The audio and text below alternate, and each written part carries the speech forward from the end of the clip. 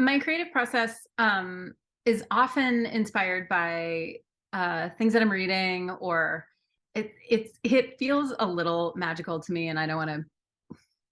I think it's I don't want to make it so precious to make it sound precious, or like there's some way that I approach it that isn't what everybody else does. What I am aware of is that um, when I open my lens to something like bees are an easy example, because that was one thing that just sort of moved right in, and it was colony collapse disorder was taking up some space in the news, but it felt like it was here and it was there. It was in the New York Times, it was on NPR, it was all of these places, and I was um, learning a lot about it and simultaneously really drawn.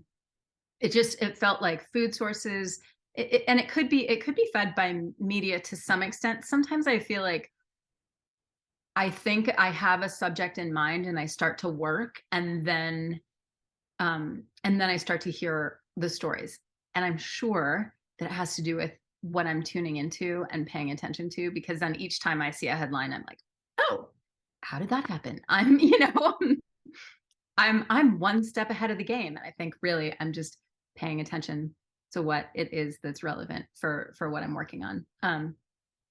And or there are moments in time I reference to the rhinoceros, or something's happening with elephants. And as much as I do have a draw to try to work on subjects that are kind of more in my ecosystem or closer, I feel like that's important. But also, we are such a global world right now, that we are all connected. Component, how we buy our coffee or what we support really does have a big impact on what's happening in India or the Sahara, or Latin America, or all of whether they're rivers that are here and I could walk to them, and the oceans that are here that I can be close to, or somewhere afar. I do think there's a connection. So I feel like there's an environmental piece. There's also, for me, there's a kind of um I think it's a social justice, but it's the impact that we have. And again, I hope that less it's I create a gaze of someone looking at, as though we're outside looking at wildlife. And my hope is that I want to try and build connection, to evoke that sense. Again, I've used this phrase a couple of times, but that we're all connected, and that it's not an us versus them. Or in the land of social justice, there's a lot about how do we create a little bit more equitable lens, where we're thinking not about how we save something, but how we build a sustainable relationship and change the actions of the past. So I think sometimes I'm looking at a species, an animal, a bird, or an insect, and sometimes I'm really thinking about what's happening in our society that feels like, again, I'll go back to the bees, the way that there is a social structure within a bee colony, and there's organization in a way and collaboration in a way. And it's hard for me not to think about the way that those either parallel our world as humans or really don't, and it's hard not to ask the question, are they, like, maybe they've got that figured out, or it's a lot of anthropomorphizing too, because those are things we'll probably never know, but it's worth contemplating. I think I often work on panel and am more a oil or acrylic and mixed media artist. That's the medium I regularly go to.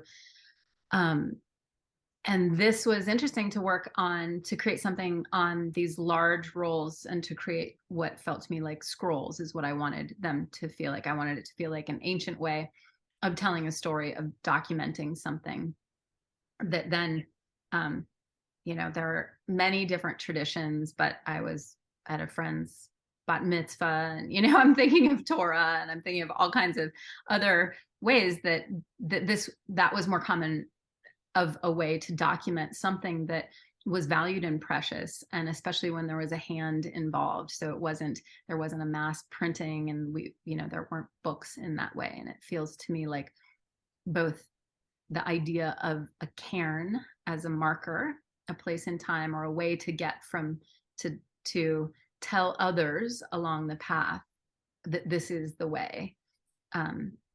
And that coupled with this sort of ancient practice of the way that we document something and hopefully inspire.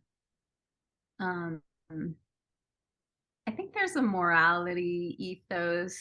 I'm reluctant to claim what it is that is an inspiration that helps people get to a place.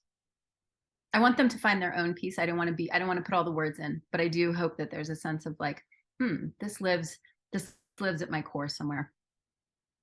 So I guess if I was going to speak anything else about the actual piece and composition, I talked a little bit about the cairn and the scroll element. The other piece that was really fun for me as a part of the creative process, you talked about the size of these cairns, but the other element to it is that they're balanced, that they're balanced on something, but in each case there's a sea tortoise and the plank with the eggs, the tortoise eggs, and the stones of the cairn. So it kind of future and past and potential for the future, but it's all balanced. And there's one with the monarchs. The monarchs are flying with these teeny tiny little strands that, as though they might be able to help.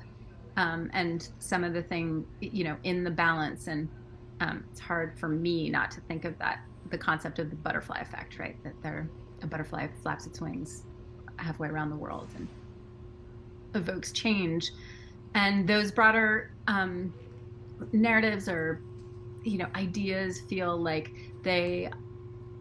when we consider balance, we consider the impact, we consider how each of us has the ability to make just a little bit of a change, and that something huge like these, this giant stack of stones balanced on the comb of the honeycomb with the bees, or the tortoise, or the just a stone with the monarchs, but that they're a key component to it. Just feels like it's a helpful reminder. I hope that it's a reminder to viewers that we each do our little part, and it actually matters. Sometimes it feels like it's monumental, it's very large, it's very weighty. How could I possibly make a difference in this? And if we're all a part of it, that's what I want to believe. So